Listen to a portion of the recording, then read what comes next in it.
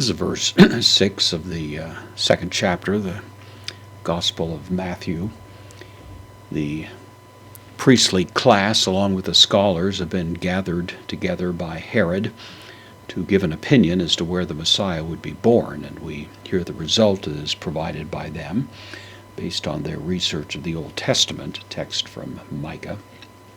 And so now we have a quote roughly comparable to the Hebrew, but influenced by the Septuagint. And also there's a little bit of an incorporation from from 1 Samuel as well in the prophecy related to David. So it's not an exact verbatim quote, but the sense of it is certainly clear, and it's faithful to the overall sense of Micah as well. So we have Kai, the connective su.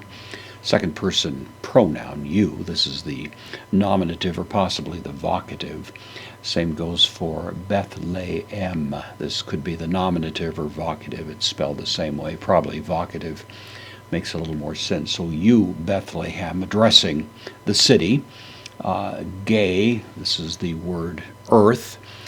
Land, probably land is a better rendering of it, although it's frequently rendered as earth, especially in the book of Revelation, which could be somewhat confusing to people, because really the more fundamental sense is land, as we see here, land of Uda, land of Judah.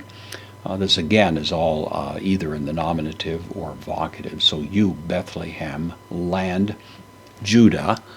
Judah, of course, here is the genitive, so land of Judah. Udamos, this is a negation. It's an indeclinable adverb, actually. It's a little stronger than just a negation. We would say by no means, kind of making it more emphatic.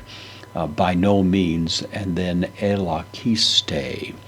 Elakiste is from elakistos, which means the least. It's actually the superlative of mikros, which means small, so the very smallest.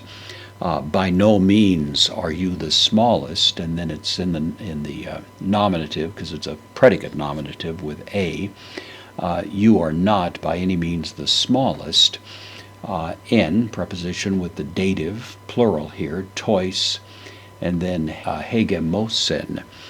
Our word hegemony comes from this, or hegemony. This is, of course, the idea of someone that rules over surrounding lands. The word itself simply means a prince. This is the dative plural of this masculine noun. So among the princes, the N here, preposition will mean among when it's used with the plural. So you, Bethlehem, the land of Judah, certainly are not least, you are, among the princes of Uda, again the same genitive here, among the princes of Judah, using the word sort of metaphorically. It's referring to a city, but comparing it as if it were a place of some rule. So you're not the least among the princes of Judah. And then the explanation, ek, preposition, takes the genitive, su, out of you. This is the genitive singular, second person pronoun, out of you, for, the postpositive, for out of you, exelucitai. This is from the future of erchomai, so elucitai means to come, exelucitai, to come out. This is the deponent future, of course, of this, so for out of you is going to come in the future, and then hegumenos. This is, you'll notice, the same word as this, except now it's a verb and it's in a participle. A ruling one would be the idea. So out of you will come a ruling one. Again, hegemony is the English word. Prince, out of you is going to come one who is a prince, who is a ruler.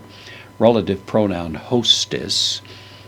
This is, again, in the nominative, singular, and it's referring to this one who will come out, a ruler, who, and then poimane.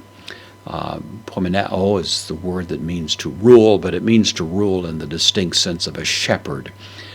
It's not a ruler in the sense of an iron-fisted ruler, but literally can have the idea of feeding, shepherding with a special focus on feeding. So he's a ruler, but he's a ruler who shepherds, is the idea. Then ton laon, the people.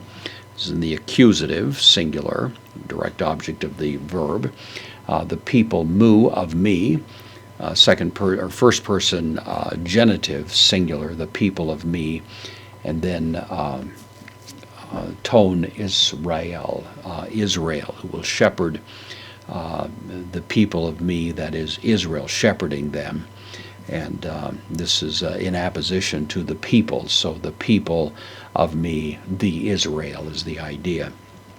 So, of course, this is the probably most dramatic text that these scholars could have found, and it leads to the natural inference that the birthplace that is anticipated of the Messiah would indeed be this little town of Bethlehem, called the City of David. It's not too far from Jerusalem, and the drama picks up, of course, based on that information.